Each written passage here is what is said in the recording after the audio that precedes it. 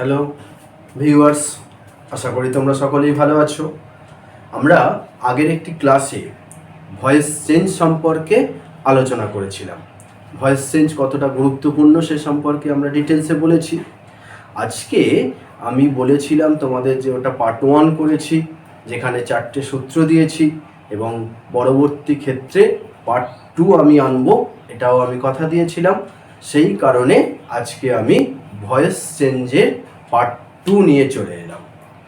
একেবারে কথা না বাড়িয়ে সরাসরি আমি বিষয়ে চলে আসি। দেখো, আগের ক্লাসে পার্ট 1-এ 4টে সূত্র আমি পরপর দেখিয়েছিলাম। আজকে তার পরের সূত্রগুলোকে তোমাদের সামনে তুলে ধরব। ওকে, তোমরা আগে আশা করি নোট ডাউন করেছো, আজকেও কিন্তু নোট ডাউন করে রাখবে। টোটাল সূত্রগুলো পরপর নোট ডাউন করে রাখবে। দেখো, 5 নম্বর সূত্রে কি আছে? আগে সাবজেক্ট থাকবে, তারপর ওয়াজ বা ওয়ার, ভার্বের সঙ্গে আইএনজি, অবজেক্ট থাকবে। যদি ঘুরিয়ে বলি, এটা পাস্ট কন্টিনিউয়াস টেন্সে। সাধারণত তোমাদের গ্রামার বইগুলো যেগুলো ব্যবহার করো সেখানে দেখবে এইভাবেই হয়তো বলা আছে, কিন্তু আমি এই টেন্সের ব্যাপারগুলো অনেকের কাছে ক্লিয়ার থাকে না বলে ভয়েস চেঞ্জটাও ক্লিয়ার হয় না। সেই কারণে আমি এইভাবে একেবারে গঠন ধরে ধরে করেছি, যাতে করে তোমাদের ব্যাপারটা আরও পরিষ্কার হয়। যাই হোক, যদি এই রকমভাবে গঠন থাকে অ্যাক্টিভ ভয়েসে, তাহলে প্যাসিভে কি করবে? প্যাসিভে অ্যাজ ইউজুয়াল অবজেক্ট আগে আনবে, তারপর ওয়াজ বা ওয়ার, বিইং, এই যে আইএনজি, এখানে ভার্বের সঙ্গে আইএনজি অ্যাক্টিভে থাকা মানেই প্যাসিভে বিইং কথাটা আসবে। ভার্বের third form plus by plus subject. দেখো example, Minu was drawing a cartoon. A cartoon object, a cartoon যেহেতু অবজেক্ট ই, সে কারণে ওয়াজ বয়ারের মধ্যে ওয়াজ নিয়েছে। Being, draw, drew, drawn, third form drawn, by Minu. Number 6, subject plus had plus V3 plus object. Subject plus had plus V3 plus object থাকলে কি হবে? ওদিকে অ্যাজ ইউজুয়াল আগে অবজেক্ট চলে আসছে, অবজেক্ট, তারপরে হ্যাড, তারপরে বিন, তারপরে ভার্বের third form by plus subject. এখানে একটা ট্রিক্স মনে রাখবে, এগুলো নিজেরা কিন্তু আইডিয়া করে মনে রাখতে হবে। হ্যাভ, হ্যাজ, অথবা এক্ষেত্রে যেটা দেখলাম হ্যাড, এই হ্যাভ বা হ্যাজ বা হ্যাড থাকা মানেই প্যাসিভে বিন, BEEN, বিন কিন্তু আসবেই। তাহলে বিন চলে এলো, তারপরে V3 প্লাস বাই প্লাস সাবজেক্টটা তো কমন। এক্সাম্পল দেখো, they had done it, অবজেক্টকে it, had তো হ্যাডই থাকবে, বিন যোগ হয়ে গেল, ডান থার্ড ফর্ম দেওয়া আছে, বাই প্লাস দে থাকলে দেম। আমি আগের ক্লাসে একটা ছক করে দিয়েছিলাম যে সাবজেক্ট অবজেক্ট, কি সাবজেক্ট থাকলে কি অবজেক্ট হয়, সেখানে তোমরা দেখে নিয়েছো, দে থাকলে দেম হয়। নাম্বার 7 কি দেখো, এটা হচ্ছে মডালের সূত্র। Subject plus modal, modal verb. ভার্বের ক্লাসে আমি মডাল ভার্ব সম্পর্কে কিছুটা হলেও বলে দিয়েছি, সেই মডাল ভার্ব নিয়ে আরও ডিটেলসে আমি আলোচনা পরে করে দেব। 12টা মডাল ভার্ব আছে, 12টা মডাল ভার্ব আছে। সেই মডাল ভার্বগুলো যদি থাকে তারপরে অবশ্যই V1। এখানে একটা কথা মাথায় রাখবে, মডালের পরে সবসময় ভার্বের প্রেজেন্ট ফর্মই বসে। যেমন TO2 এর পরে সবসময় ভার্বের প্রেজেন্ট ফর্ম বসে, এই মডালের পরেও সবসময় ভার্বের প্রেজেন্ট ফর্মই বসে। তারপর অবজেক্ট, এই অবস্থায় যদি অ্যাক্টিভ থাকে প্যাসিভে কি হবে? আগে অ্যাজ ইউজুয়াল অবজেক্টটা নিয়ে এলে, তারপর যে মডেলটা এখানে আছে সেই মডেলটাকে দিলে, তারপর BEB, তারপর ভার্বের third form by plus subject. এখানে এক্সাম্পল দেখো, শি ক্যান সলভ দিস, সে এটি সমাধান করতে পারে। দিস, দিসটা অবজেক্ট, দিস মডেল ছিল ক্যান, ক্যান বসে গেছে, তারপরে বি বসার কথা বি বসেছে, সলভ তার third form solved, by she থাকলে অবজেক্টে হার হয়। নেক্সট 8 নম্বর অবজেক্ট যুক্ত ইম্পারেটিভ। ইম্পারেটিভ এখানে লিখেছি, মানে এটা ইম্পারেটিভ সেন্টেন্স। এই অবজেক্ট যুক্ত ইম্পারেটিভ সেন্টেন্স কীরকম? ইম্পারেটিভ সেন্টেন্স নিশ্চয়ই মনে আছে, একেবারে প্রথম দিকে আমরা সেন্টেন্স সম্পর্কে আলোচনা করেছি। তাহলে যে সেন্টেন্সের সাহায্যে আদেশ, অনুরোধ, উপদেশ এই সকল বস্তু বোঝায়, এই সকল জিনিসকে বোঝায়, তাকে আমরা ইম্পারেটিভ সেন্টেন্স বলেছি। সেই ইম্পারেটিভ সেন্টেন্স সেটা দুই রকমভাবে হতে পারে, অবজেক্ট যুক্তও হতে পারে, অবজেক্ট বিহীনও হতে পারে। যদি অবজেক্ট যুক্ত ইম্পারেটিভ সেন্টেন্স থাকে তখন কি করবে? লেট, তারপরে অবজেক্ট বসাবে, বি বসাবে, ভার্বের থার্ড ফর্ম প্লাস আদার্স দেবে। ঠিক আছে, এখানে দেখো শাট the door, shut the door, এই যে দ্য ডোর এটা অবজেক্ট, দ্য ডোরটা অবজেক্ট, সেই জন্য এটা অবজেক্ট যুক্ত ইম্পারেটিভ সেন্টেন্স। দেখো সেই কারণে লেট দ্য ডোর অবজেক্টটা বসিয়েছি, বি শাট, এটা হচ্ছে শাট, শাট শাট তিনটে ফর্মই এক। অবজেক্ট বিহীন ইম্পারেটিভ সেন্টেন্স যদি থাকে, অবজেক্ট বিহীন থাকলে কি করবে? তখন কিন্তু লেটে যাওয়ার দরকার নেই, লেট হবে না। তখন ইউ আর অর্ডার্ড করতে পারো। যদি দেখো এই সেন্টেন্সে অর্ডার বোঝাচ্ছে, অর্ডার্ড করবে। যদি দেখো অনুরোধ বোঝাচ্ছে তাহলে রিকোয়েস্টেড করবে। যদি দেখো নিষেধ করা, অনেক সময় উপদেশের সাহায্যে আমরা নিষেধ করা বোঝাই, সেক্ষেত্রে ফরবেড করে দেবে, দিয়ে টিও টু বসাবে, ভার্বের প্রেজেন্ট ফর্ম প্লাস আদার্স যা আছে বসিয়ে দেবে। একটা এক্সাম্পল দেখো, স্ট্যান্ড আপ। এই যে স্ট্যান্ড আপ, অনেক সময় বলে না stand up on the bench, get out of the class, come in, go out, এগুলো কি just imperative sentence, but there is no object, এখানে কিন্তু কোনো অবজেক্ট নেই। সেই রকম ইম্পারেটিভ সেন্টেন্সের ক্ষেত্রে, যেমন এখানে স্ট্যান্ড আপ ছিল বলে you are ordered to stand up, এইভাবে করলাম।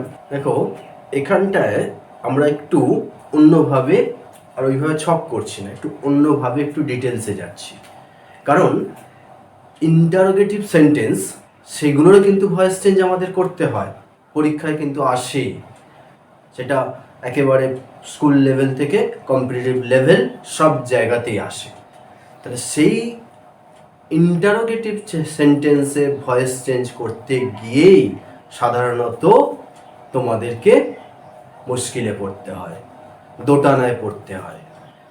সেই সমস্যার সমাধানে আমি এখানে কিছুটা ব্যবস্থা করে দিয়েছি, এটা একটু ভালো করে বুঝে নিও, তাহলে ইন্টারোগেটিভ সেন্টেন্সে ভয়েস চেঞ্জ করতে আর সমস্যা হবে না, গ্যারেন্টি। ওকে, দেখো যদি এখন ইন্টারোগেটিভ সেন্টেন্স আছে, সেক্ষেত্রে আমি শুধু লিখেছি হেল্প ভার্বটিকে, মানে এটা প্যাসিভের ক্ষেত্রে, প্যাসিভের ক্ষেত্রে হেল্প ভার্বটিকে অবজেক্টের আগে এনে বসিয়ে দিতে হবে। স্বাভাবিকভাবে এই কথাটা কিছু বুঝতে পারলে না তোমরা বুঝলে না যে কি বলতে চাইলাম আমি। এখানে যেটা বলতে চেয়েছি আমি, এই উদাহরণগুলো একটু দেখলে ক্লিয়ার হবে কনসেপশনটা। ডু ইউ লাইক টি, এই যে ডু ইউ লাইক টি, এটা সরাসরি ভয়েস চেঞ্জও করা যায়, যারা একটু ম্যাচিওর হয়ে গেছে তারা পারে, কিন্তু যারা একেবারে প্রথম দিকে তোমরা শিখছো, তোমরা কি করবে? এই যে ডু ইউ লাইক টি, সেটাকে কি করলে ইউ সাবজেক্ট, ডু আর লাইককে জুড়ে দিলে, ডু আর লাইক জুড়লে কি হয়? লাইক, তাহলে ইউ লাইক টি, এটা অ্যাসার্টিভ হয়ে গেল। এই অ্যাসার্টিভটার ভয়েস চেঞ্জ করলে টি ইজ লাইকড বাই মি, কারণ ইউ লাইক টি এটা অ্যাসার্টিভের, দেখবে যে সূত্রগুলো দিয়েছি সেই সূত্রে 1 নম্বর সূত্রে পড়ে গেছে। তাহলে সেই 1 নম্বর সূত্র অনুযায়ী টি ইজ লাইকড বাই মি, এটা প্যাসিভ। শুধুমাত্র উত্তরটা ফাইনালি দেওয়ার সময় কি করবে? এই যে এখানে আমি বলেছি হেল্প ভার্বটিকে অবজেক্টের আগে এনে বসাতে হবে, এই হেল্প ভার্ব এখানে ইজ ছিল, ইজটাকে টেনে এনে খালি সামনে বসিয়ে দিলাম, is it liked by you, জিজ্ঞাসার চিহ্ন দিয়ে দিলাম, হয়ে গেল আমার সমাধান। সহজ না? প্রথমে একটু কঠিন লাগবে, কিন্তু বারবার প্র্যাকটিস করতে থাকো, দেখো এগুলো সহজ লাগবেই লাগবে। আরও একটা দেখো, হু দিয়ে যদি আসে, who has made the doll, who has made the doll, এক্ষেত্রে কি করবে? দেখো আমি একটা রামসাম যদু মধু যা হোক একটা নাম আমি বসিয়ে নিলাম, যে Ram has made the doll. ধরো উত্তরটা আমি বসিয়ে নিলাম, বসিয়ে নেওয়ার পর কি করলাম, তাহলে আমার সাধারণ ভাই অ্যাসার্টিভ সেন্টেন্সে চলে এলো। অ্যাসার্টিভ সেন্টেন্সে চলে আসার পর দেখলাম কত নম্বর সূত্রে পড়েছে, সেখানে দেখলাম এটা 3 নম্বর সূত্রে পড়েছে। 3 নম্বর সূত্র অনুযায়ী তার প্যাসিভ ভয়েস করে দিলাম, the doll has been made by Ram. এবার কি শুধুমাত্র হ্যাভ, হ্যাজ, হ্যাড এগুলো তো হেল্প ভার্ব, সেই হেল্প ভার্বটাকে দেখো, has the doll been made by whom, হয়ে গেল। শেষে জিজ্ঞাসা চিহ্নটা মনে করে দিতে হবে কিন্তু, তাহলে উত্তর হয়ে গেল। এবার জেনারেলি এইগুলোর ক্ষেত্রে কি হয়, বাই হোমটাকে সামনে এনে বসানো হয়। আমি এখানে সেটা করিনি, সেটা না করলেও সেটা ভুল না। এবার দেখো আরেকটা, এটা আরেকটু আলাদা, সেজন্য এটা একটা টাইপ রেখেছি, হোয়াট ডাজ সি লাইক। এক্ষেত্রে কি হবে, হোয়াট ডাজ সি লাইক যদি আমি করি, তাহলে হোয়াটটাকে আমি ধরো রেখেই দিলাম সাবজেক্ট, তাহলে হোয়াট ডাজ আর লাইক মিলে হয়ে যাচ্ছে লাইকস, সেজন্য হোয়াট সি লাইকস করে দিলাম। তাহলে সি লাইকস মানে 1 নম্বর সূত্রে আছে, তাহলে সি লাইকস হোয়াট, ধরো হোয়াটটা এখানে অবজেক্ট, সি লাইকস হোয়াট, সে কি পছন্দ করে, তাহলে হোয়াটটা যদি অবজেক্ট হয় এখানে, তাহলে হোয়াট আগে চলে এলো, তারপরে এই 1 নম্বর সূত্র অনুযায়ী তার সঙ্গে অ্যামিজ আর ইজ গেল, তারপরে লাইকের লাইক থার্ড ফর্ম হলো, বাই দিয়ে সি থেকে হার হয়ে গেল, ব্যাস সমাধান। কোয়াসি প্যাসিভ, এই কোয়াসি প্যাসিভটা কি, এই কোয়াসি প্যাসিভটা হচ্ছে অ্যাকচুয়ালি কিছু অ্যাক্টিভ ভয়েস আছে যেগুলো আউটওয়ার্ডলি বাইরে থেকে দেখে কখনো কখনো মনে হয় যেন সেগুলো আমাদের প্যাসিভেই আছে, সেই ধরনের ভয়েসকে বলা হয় কোয়াসি প্যাসিভ। এই কোয়াসি প্যাসিভ ভয়েসটা চেঞ্জটা একটু ডিফারেন্ট, এইটা কয়েকটা উদাহরণ একটু মাথায় রাখবে, তাহলেই তোমাদের কাছে ব্যাপারটা ক্লিয়ার হয়ে যাবে। যেমন দেখো সবচেয়ে বেশি যেটা আসে, হানি টেস্টেড সুইট, মোটামুটি সব গ্রামার বইয়ে দেখতে পাবে হানি টেস্টেড সুইট। এইরকম থাকলে তখন কি করবে, হানি ইজ, যেহেতু এখানে হানি সিঙ্গুলার সেই জন্য is sweet when it is tasted, একেবারে সহজ ব্যাপার, ওয়েন ইট ইজ টেস্টেড এই জায়গাটা আনতে হবে। আবার দেখো স্টোনস ফিল রাফ, এখানে আমি দুটো আলাদা, একটা সিঙ্গুলার একটা প্লুরাল এই জন্য দেখিয়েছি। Stones feel rough, stones plural আছে, সেক্ষেত্রে দেখো স্টোনস তার সঙ্গে আর দিলাম, are rough when they are felt third form. এখানে ইট ছিল যেহেতু সিঙ্গুলার, এখানে প্লুরাল সেই জন্য দে করলাম, আর করলাম, আর থার্ড ফর্ম ফেল্ট। আরও একটা দেখো, কাউ ইজ মিল্কিং, এরকমটাও পড়ে, cow is milking, the house is building, এইরকম ধরনের। সেক্ষেত্রে কি হবে, cow is being milked, the cow is being milked. যদি হাউস হয়, the house is being build, build সেক্ষেত্রে বিল্ডিং ছিল বিল্ড, এইরকম ধরনের কোয়াসি প্যাসিভ। এইগুলো মোটামুটি কয়েকটা উদাহরণ রাখলেই মাথায় থাকলে তোমাদের হবেই হবে, ক্লিয়ার। আর একটা এখানে আমি একটু টাচে রাখি, এটা অনেক ছাত্রছাত্রীদের আমি দেখেছি একটু ভুল করে, সেটা কি, যে ডবল অবজেক্ট কেস। কিছু কিছু সাধারণ ভয়েস থাকে অ্যাক্টিভ যেগুলোর দুটো অবজেক্ট থাকে, এরকম দুটো অবজেক্ট থাকলে সাধারণত মিস্টেক এড়ানোর জন্য আমাদের, আমি বলি ফার্স্ট অবজেক্টকে নিয়েই আমাদের কাজ করা উচিত। কাজ করা উচিত মানে অবজেক্টকে তো আমাদের সাবজেক্টের জায়গায় এনে বসাতে হয়, তাহলে কাকে নিয়ে আসবো, সাধারণত সেকেন্ড অবজেক্টকে অনেকে নিয়ে চলে আসে, সেখানে কিন্তু কিছু সমস্যার মুখোমুখি হতে হয়। সেই সমস্যা এড়ানোর জন্য সবসময় খেয়াল রাখবে ফার্স্ট অবজেক্টকে সাবজেক্টের জায়গায় আনবে।